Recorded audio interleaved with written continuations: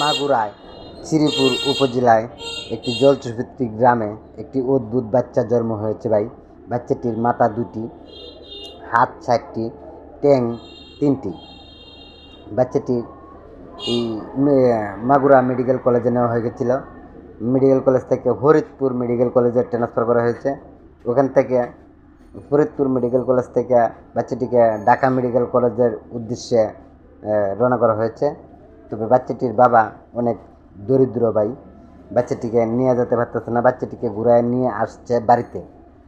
এখন কিভাবে নিব? বাচ্চাটি কান বোঝে, খান দাও পারতেছে না, এরকম শক্তি নাই। বাচ্চাটিকে খাওয়ানো যাইতেছে না। বাচ্চাটি মেডিকেলে না নিলে খাওয়ানো যাবে না। তবে এখন এই যে দেখেন ভাই, আপনারা এই বাচ্চাটির জন্য, এই যে বাচ্চাটি কাঁদতেছে, বাচ্চাটিকে খাওয়াইতে পারতেছেন। তবে বাচ্চাটি সবাই একটু সাহায্য করেন। আবার সাহায্য করতেছে 10 টাকা 20 টাকা, যে যেরকম পারতেছে ভাই সাহায্য করতেছে। সাহায্য করে নিয়ে যাইব।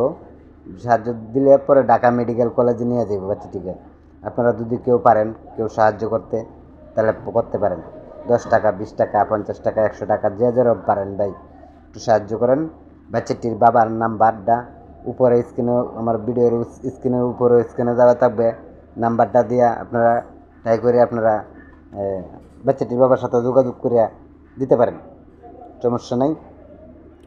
যা যেরকম পারেন দিবেন। দেখেন বাচ্চাটির মা, দেখেন এমনি একদিনে এমনি ছায়া রয়েছে। কী করব বুঝে উঠতে পারতেছে না, কী করবো যে এখন বুঝে উঠতে পারতেছে না।